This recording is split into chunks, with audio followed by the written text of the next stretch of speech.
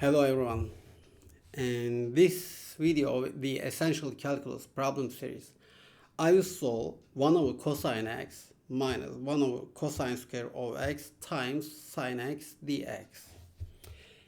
We know that if we have a function and if its let this function be u, if its derivative is multiplied by dx, then we use the substitution method. Now we have here a function of cosine x. Now our cosine x is u and its derivative is minus sine x multiplied by dx. This means that we will use here the substitution method. Okay, let me write the integral again. We have 1 over cosine x minus 1 over cosine square of x. Am I right there? Times sine x dx.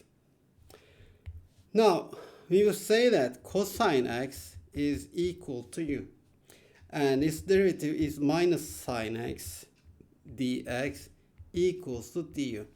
This minus sign is not important, and since the derivative of cosine x is has sine x dx and we have here sine x dx, we should use substitution method. Now sine x dx is equal to minus du. Now we will rewrite the integral again.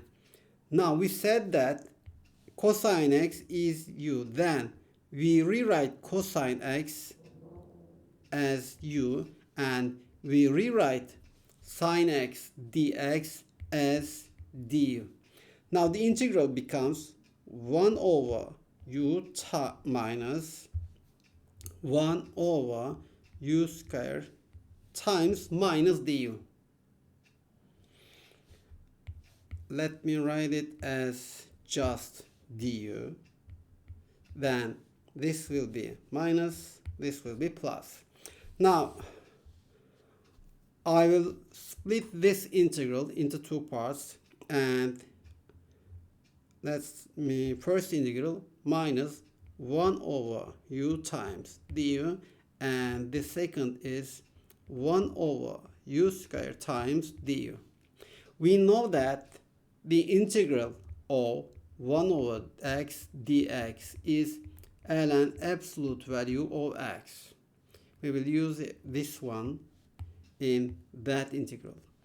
And we know that the integral of a power function, when we integrate a power function, we add 1 to the exponent and then we divide by the new exponent, and we will use this rule here.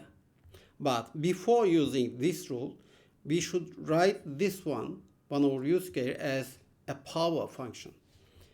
It is now u to the power of minus 2.